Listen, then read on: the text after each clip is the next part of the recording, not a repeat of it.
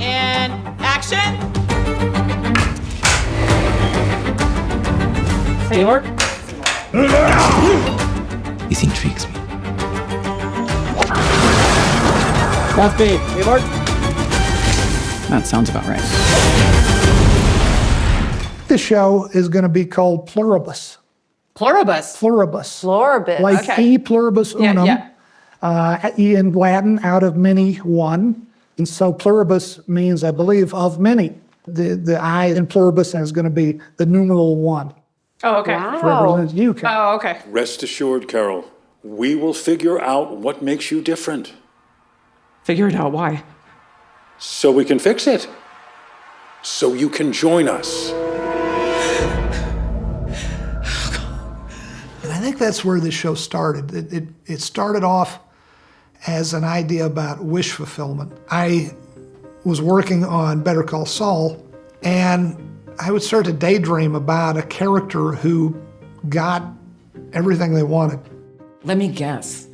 It's all beautiful scenery, and you feel nothing but contentment. It's like living inside a postcard every second of every day. And then the show really became what it is when I hired a bunch of great writers to work with me. The best moments of Pluribus were group effort created moments.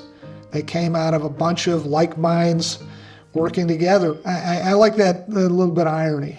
Hey, cheers to the best tour yet. I wrote Pluribus for Ray Seahorn. I really wanted to work with her again after Better Call Saul. And I knew this was a character who has a lot of emotions run through her over the course of a season.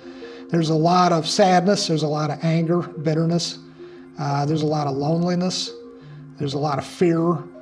Having to be kind and having to be happy and having to be palatable in public and feeling as though that's not truthfully you. Do I seem troubled? This is me happy. Carol is facing that, and I find that journey to be very interesting too, these questions of what happiness means. I slept well at night knowing I had an actor, a number one on the call sheet, who could pull off all of these moments. You don't think it sounds wonderful?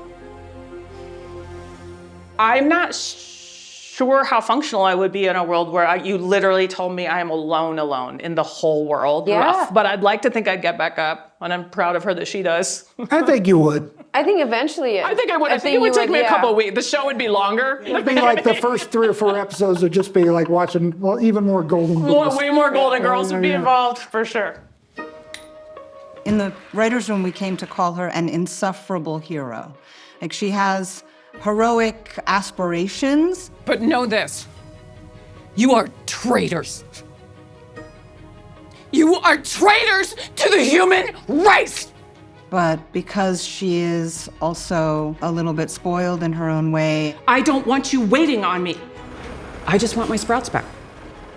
that's part of what I love about her too, is we didn't have to write a so-called, quote, strong woman, which has become a kind of stereotype on its own. Anybody listening out there?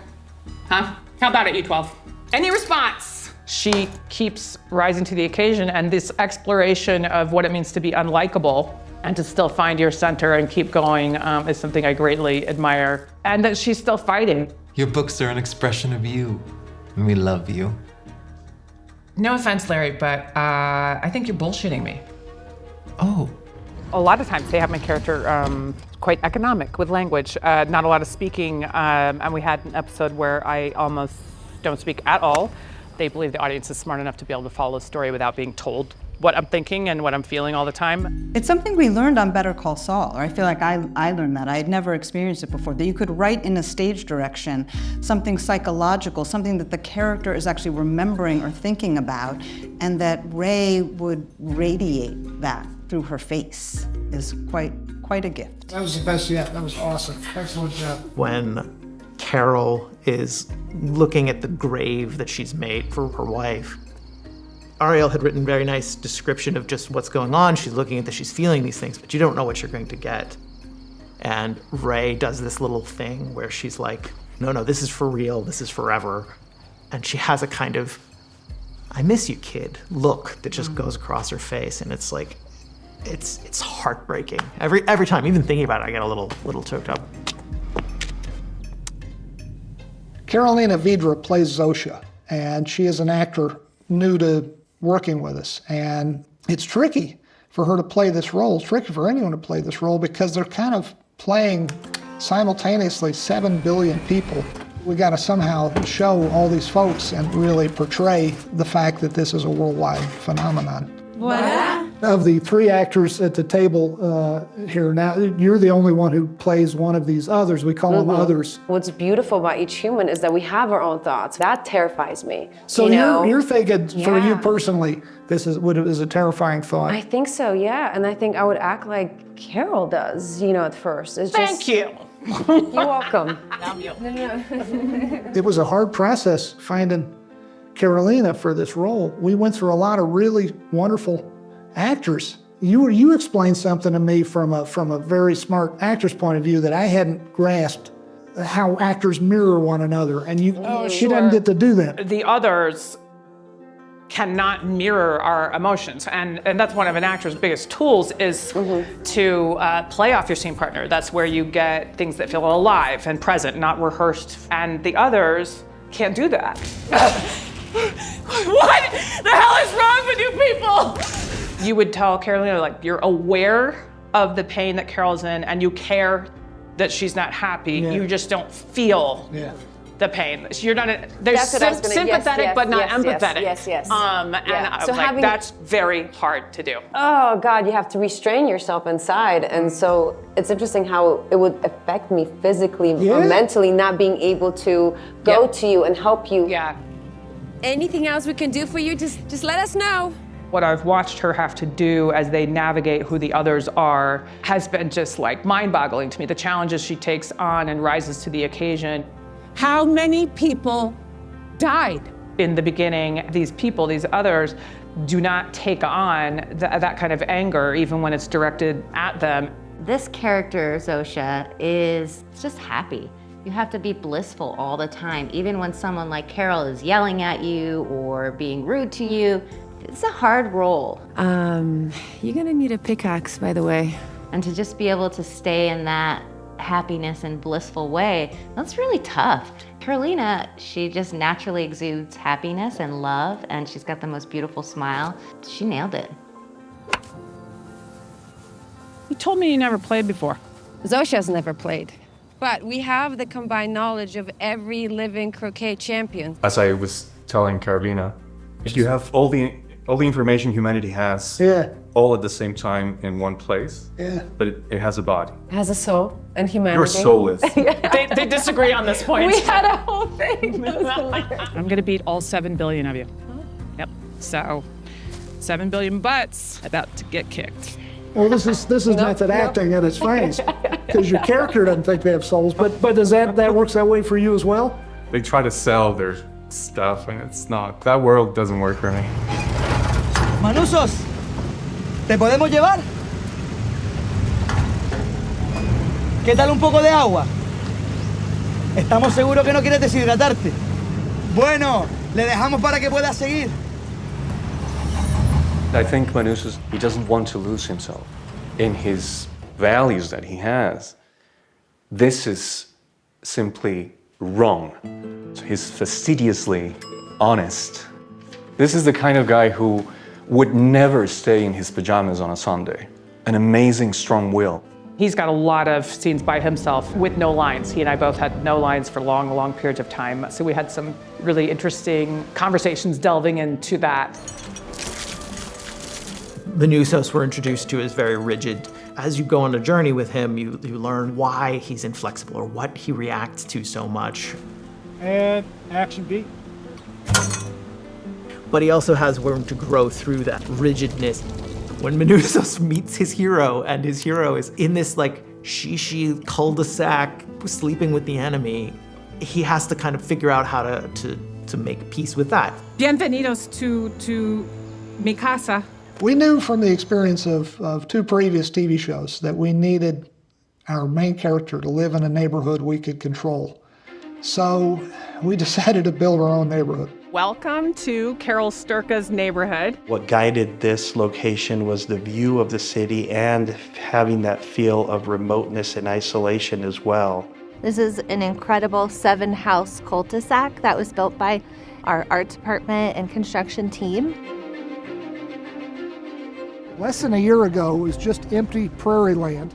The locations department found several locations, and this one with the views that it has and the proximity to Albuquerque stood out. Carol's house, we finished portions of the interior to take advantage of the views out the windows. We've actually built it like 3 times. We have a second floor stage set, a first floor stage set, and then we also have the exterior set here, and they all have to kind of mesh together. The landscaping of this was a huge deal. There's a landscape plan for each house with very specific pavers, rock, plants. Everything got stuccoed, real roofs put on. The only thing that's lacking here is power and water. It really worked in our favor as a production because every department has their own little house or garage that they can store things in, and we can bring stuff out. The writers and I, we all knew that we wanted to do a lot in Carol's neighborhood. We wanted to land a helicopter out there. We wanted to throw a hand grenade through a window. If we may. We wanted to set off fireworks and set one of the houses on fire.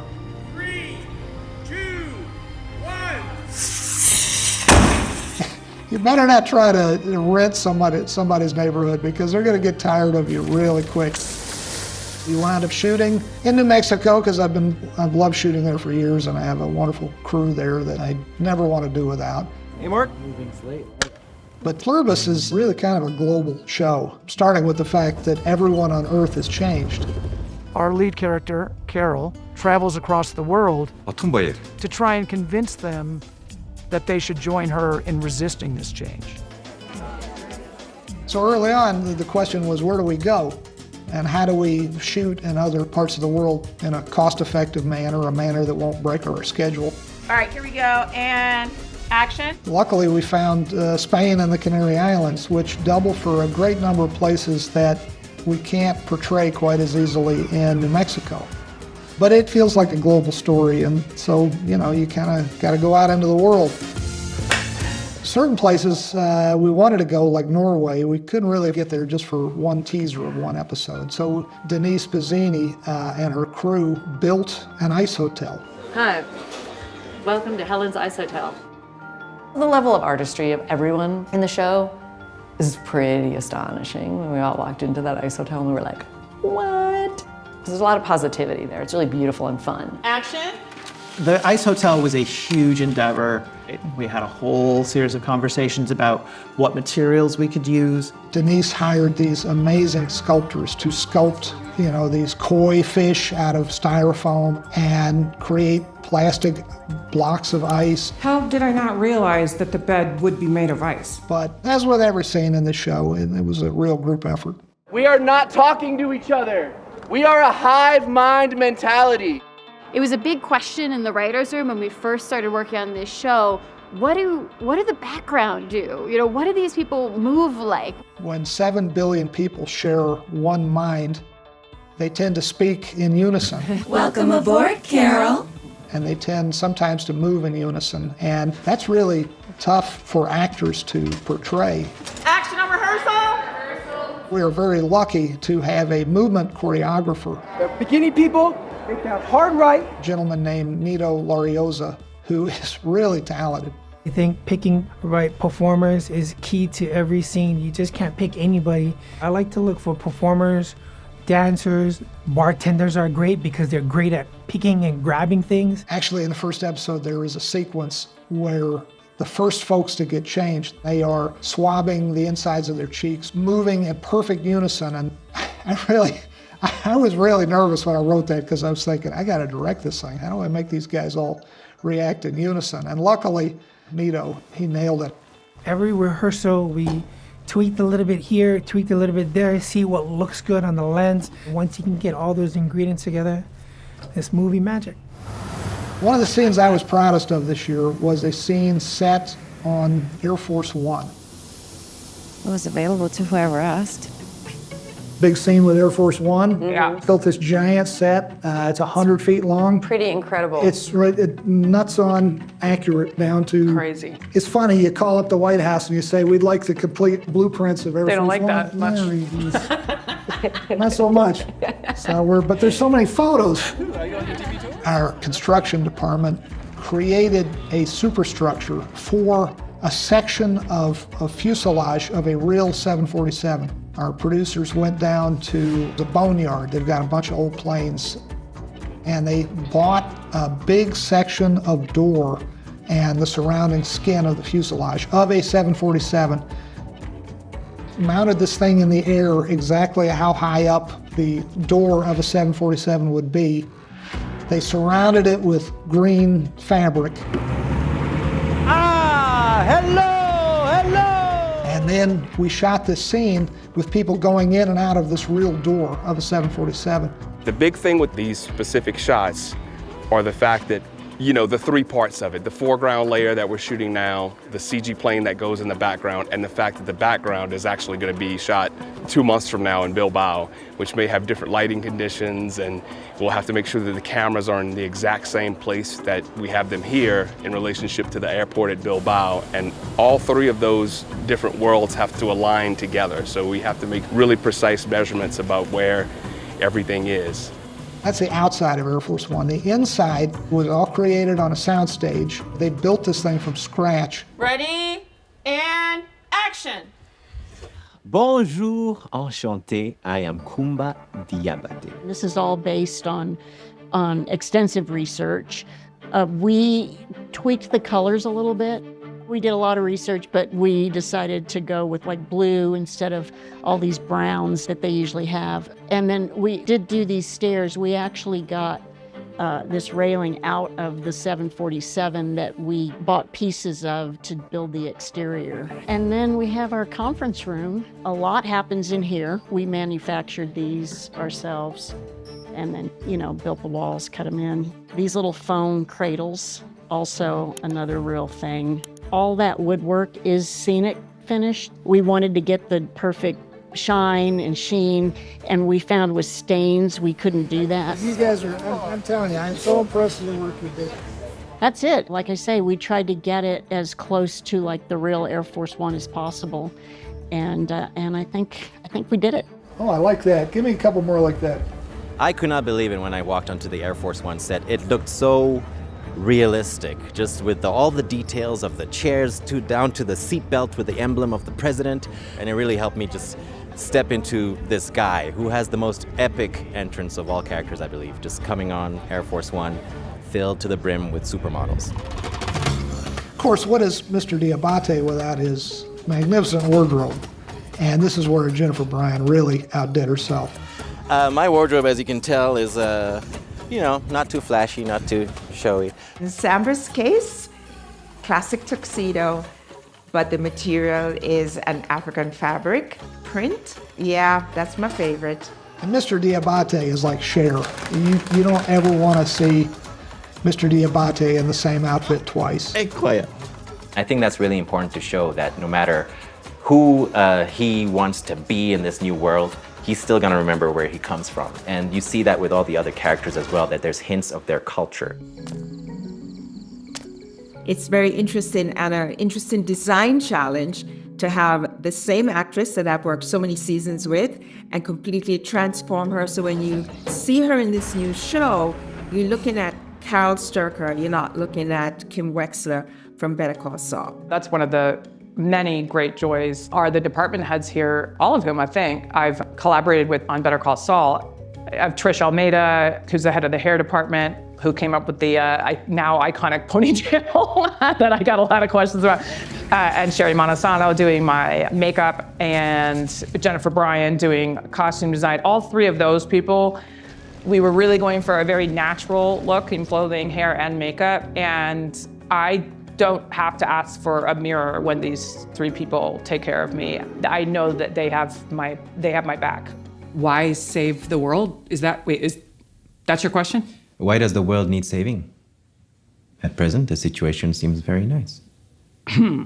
Cool plane, Really? Happiness seems like it should be the end result, the thing you're working toward, but it feels like there's no forward momentum in the world when people are happy. The best things in humanity happened because someone felt uncomfortable about something. Yeah. Right. They're happy. They're happy. If they're that content, like, does anyone strive for anything? But that episode 8.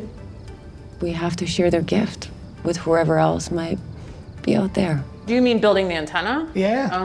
That's their ambition, is to spread it. Basically conquer Yeah. the universe. You call it pay it forward. Listen to that. But they want universal domination. But if you're dominating the universe, but everybody's happy afterward, are you nonetheless conquering the universe? As we speak, no one is being robbed or murdered. No one is in prison. The color of one's skin, by all accounts, now meaningless. As Vince does so well, there's a strong argument for the other side, you know, of just like, well, everybody's happy though, and everybody's serene. And I'm like, okay, well, I'm on Carol's side on this one. The way you did that last. Working with Vince Gilligan, I've learned so much from him in terms of storytelling and for writers, what is important to them. And Vince is very, very collaborative. We're just trying to give him everything he needs. I never want to tell Vince no. So we try to accommodate him, and he's always very accommodating to us, and he appreciates the work we do. Hey, Phil and Mitch, you guys good? You listen to your actors and you listen to your crew, and if you're smart enough to do that, all these fun things show up. Like you would have never thought to write. Two things you've always said about that were, one was, you have to be confident to accept other people's ideas and not insist on it being only yours. And then your other one is, if enough people tell you you're drunk, sit down. Yes. Yeah. That's a good one. That's a good one. I was able to get a bunch of people I love together yet again to create something new. I'm proud of the fact that this show is very different. Carol Sturka she's a hero. She's a curmudgeon, but she's trying to save the world. You, and especially you, have the time of your lives. Which is kind of different than the last two main characters of the last two shows. They're entertaining as hell, Walter White and Jimmy McGill, but they're not really actively engaged in making the world a better place. Carol Sturka is. I'm proud of that. Please, let's work together. It's really a show that's asking some questions about what happiness is. What is it to be happy, and what is it to be a human with other human beings? We're trying like hell to make this different. It's a different kind of show. It's very different. I definitely have enjoyed the ride so far, so thank you. Thank you. And we didn't get to the story about you didn't have a banana till you were 8 years old.